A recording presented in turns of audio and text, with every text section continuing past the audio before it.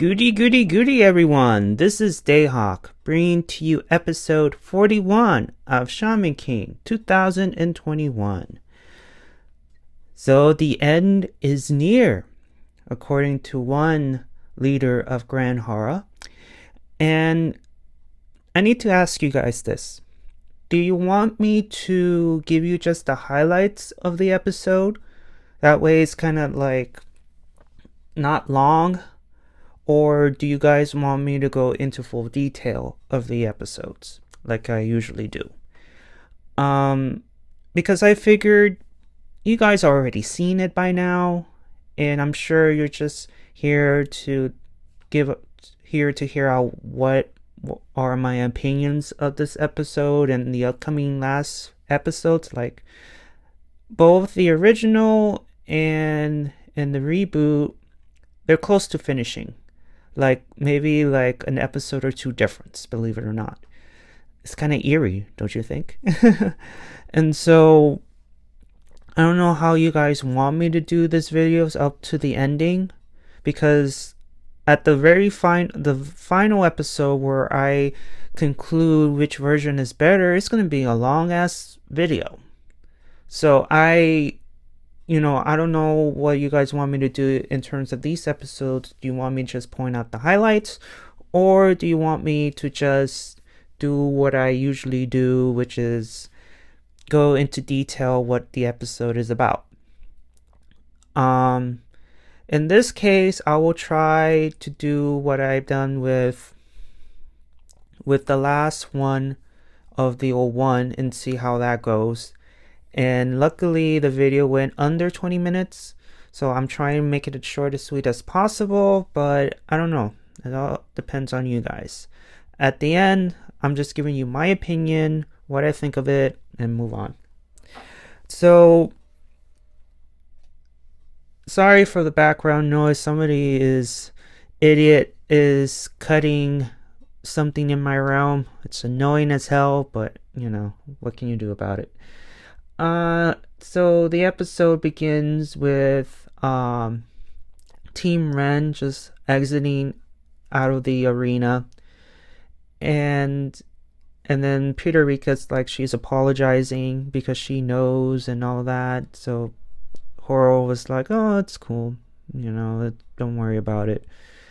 And then here comes Anna, just coming in, congratulating them on their victory, and just tells them like, you're going after my future husband, my future Shaman King next, right? You know this, right?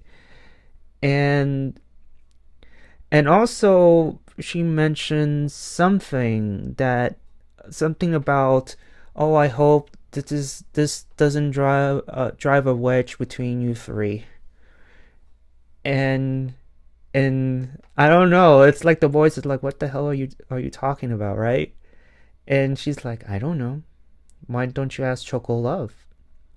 Gandhara in the 5 Warriors. That sort of thing. And you see Chocolove with his head down like, what the hell? I think Chocolove knows about the 5 Warriors because he was the one who was killed off and then went to hell and met his teachers. And I think he went through the same training as Yo is right now. And so he I think he already passed. So I think Chocolove has voted his other friends that to test to see if they can handle if they're given a chance, if a possibility to get their own elemental spirits. But damn, Chocolove, really, you didn't tell your friends what you gone through? It's gonna be interesting when the match happens between Team Yo versus Team Ren. So let's see how that goes. Meanwhile, you get to see Manta and Tamayo, and they're in the car with Marco and Lyserk and Lady John, and of course the horny spirits trying to touch her, and the kids are trying to hold them back as much as they could. And then John is just sitting there, like, all happy, all giddy. And we don't know at this point where they're going. Maybe they're gonna meet Yo, or I don't know. I don't know where they're going, but they're mentioning things about the past, and ask, um you know, and just reminiscing, and I think John got reminded of Team Nile, how she viciously killed him. And yeah, I mean, she did them wrong, because I said earlier on in their episode between X-Laws versus Team Nile, like, what gives them the right to kill him? They're not part of an evil organization, um, and they're not part of Hal's team. So why did John mercilessly kill them off? Just because, oh, they didn't confess their sins, their evilness, whatever, just because of that? And I don't blame her for feeling guilt, and and all that stuff, because I have to be brutally honest here. That's her fault for being judge, jury, and executioner. Like, who are you to do such a thing? Oh, because you're a holy maiden? Holy maiden? Nuh-uh. It's been proven that you're not. So it makes things a whole lot worse, don't you think? And then it leads to asking Lyserg an important question. Is Hal still part of your goal? Because as you remember, Lyserg is all hell-bent on killing Hal for killing his parents. But now things have shifted a little bit. He still wants to stop Hal, but not out of revenge. It's going to be for the sake of justice. But even he admits, like, he doesn't know what justice is. You know what I'm saying? And then, so he's kind of lost. At least he's not going after Hal for revenge. At least that part is, died off. But he doesn't know, like, he wants to stop Hal for the sake of justice. But he doesn't know exactly what justice is. And Manta, my guy, he said, do what Yo does. Just follow your heart. And that's when Lyser's like, that Jesus moment, But at least it clicked to Lyser that maybe, he needs to think about more about what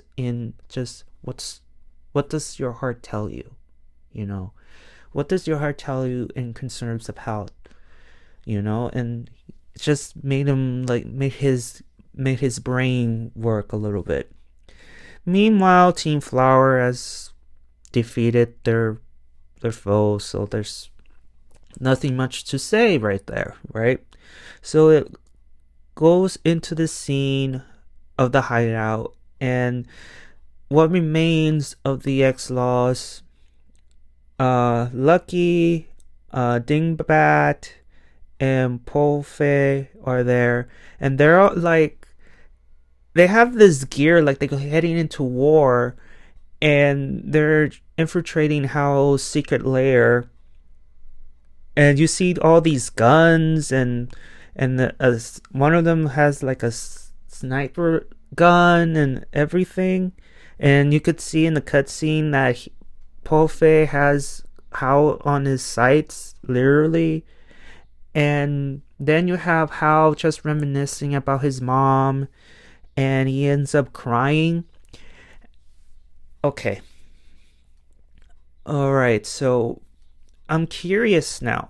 What did happen to Hal's mom? Did she...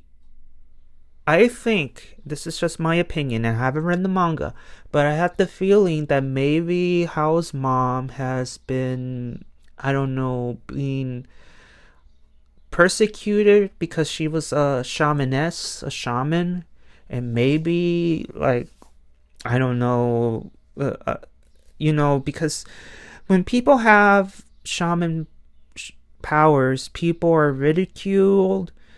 People don't want to go near them, to the point where they just want to accuse them of something so they can either go to jail or get executed.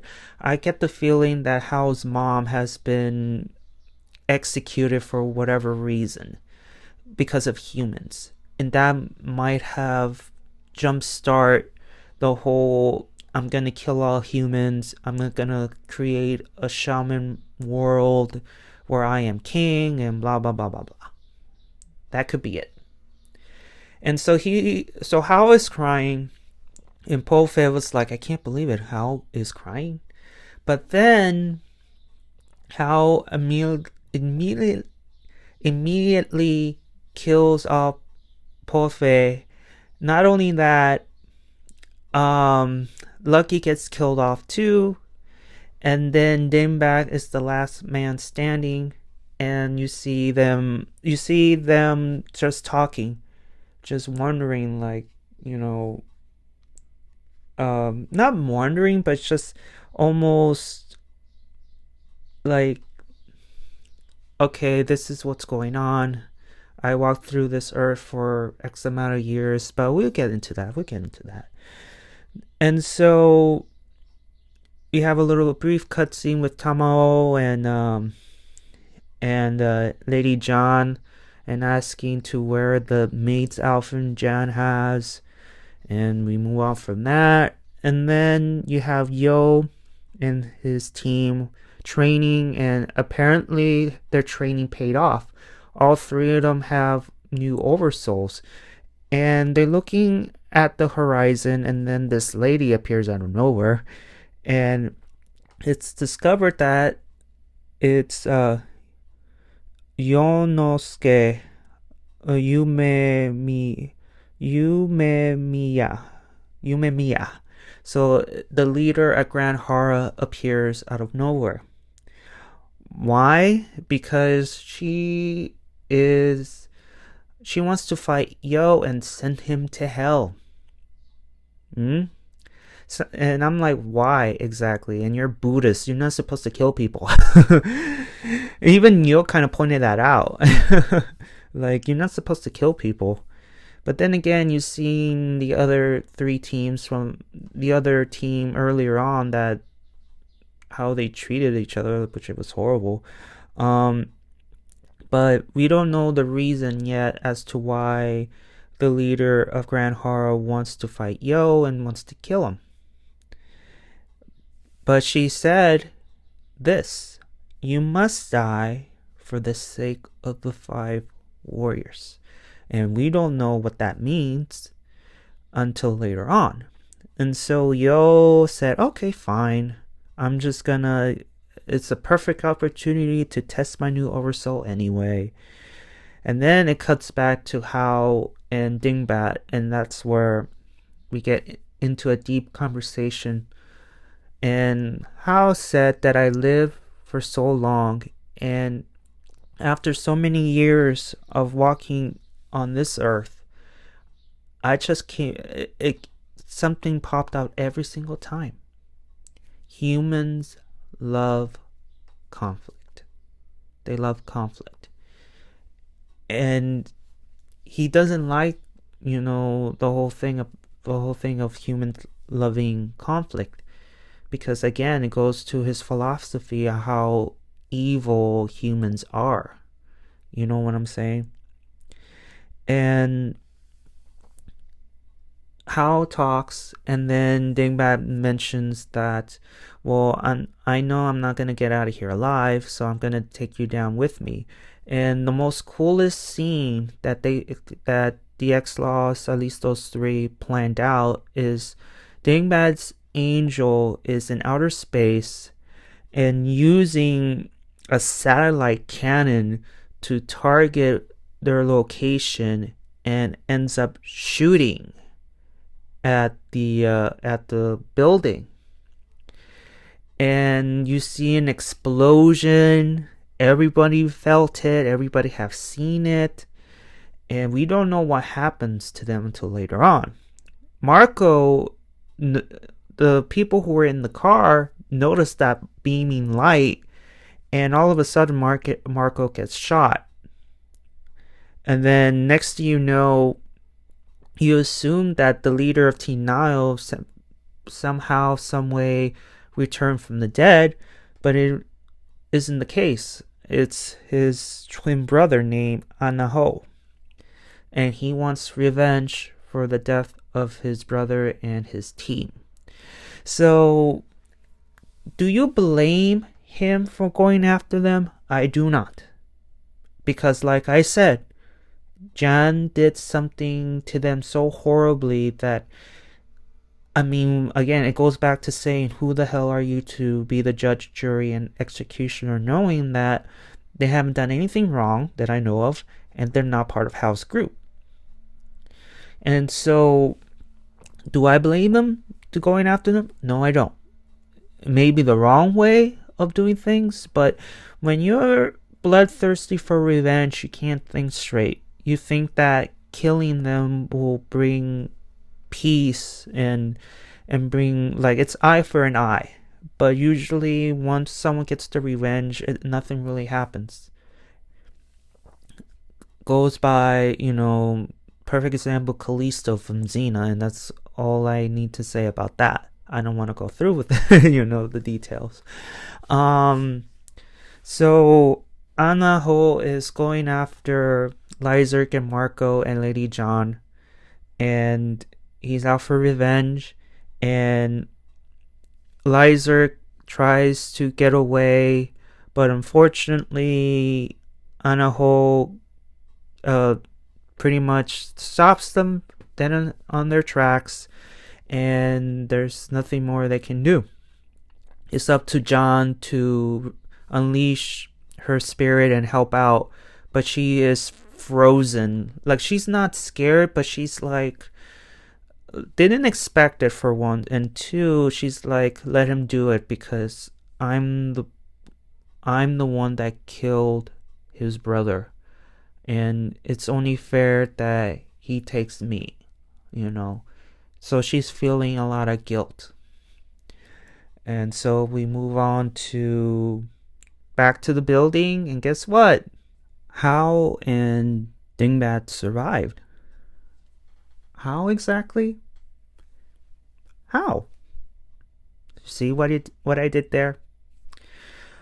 And so he was impressed by the whole satellite killing thing, and he was impressed by his background as a military, part of the military, just like his other two friends were. But unfortunately, his friend, I think it was Polfe, was the one who noticed Hao crying, and he didn't appreciate that. So he ends up killing Dingbat on the spot with his new oversoul, and that was the end of it. So all that remains of the X-Laws are Lyserk, Marco, and John, and that's pretty much all that remains of the X-Laws. So they're dead, and with all the confusion, Yo gets killed by the leader of Gandhara, and he is sent to hell.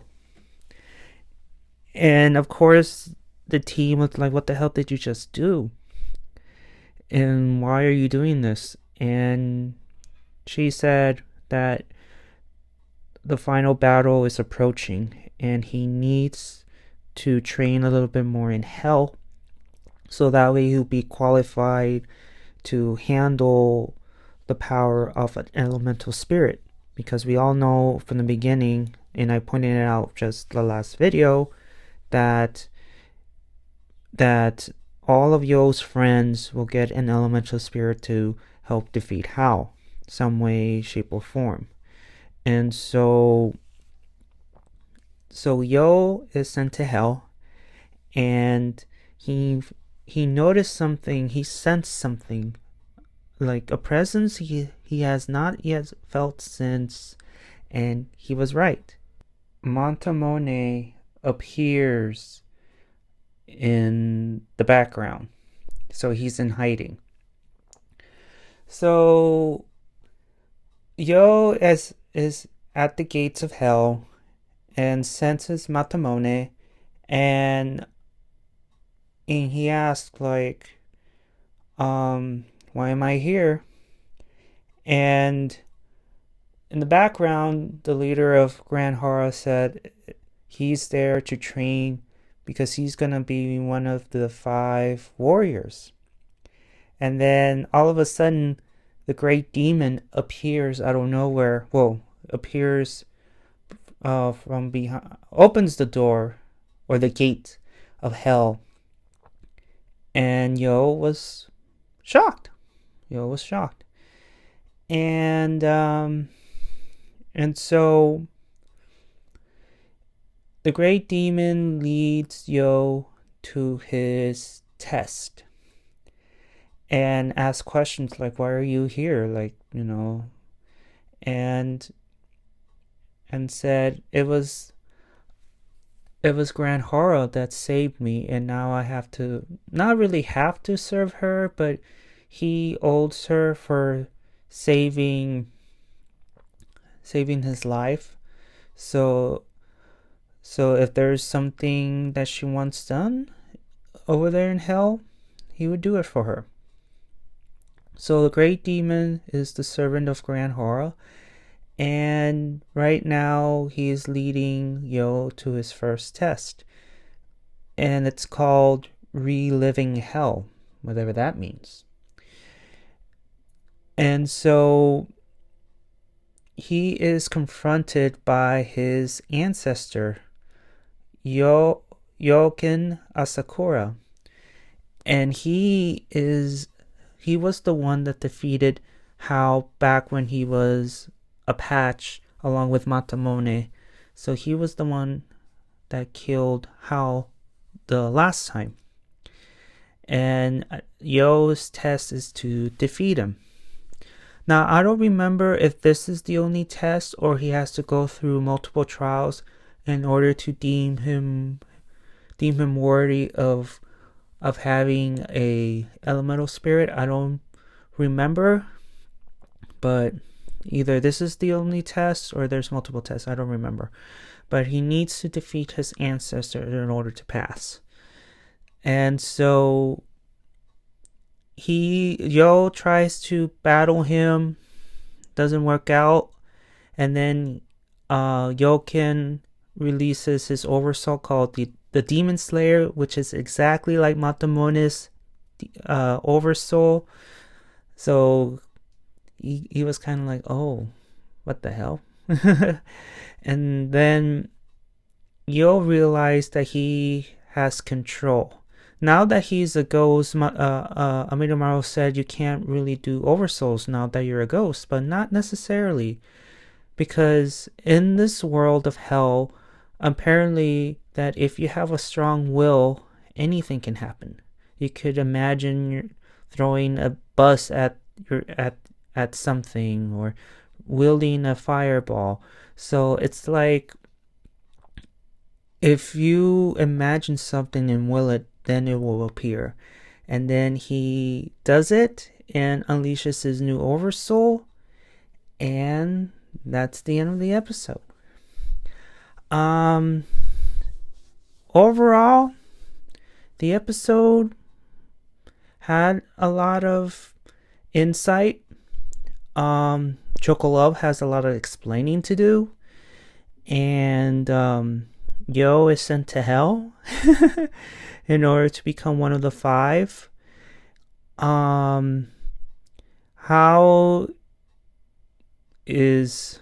can dodge a satellite cannon and doesn't like people seeing him crying, apparently.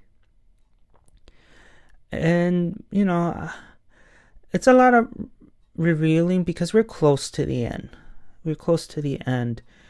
But do I like it? It's okay. It didn't really move me as such, but again, there's a lot of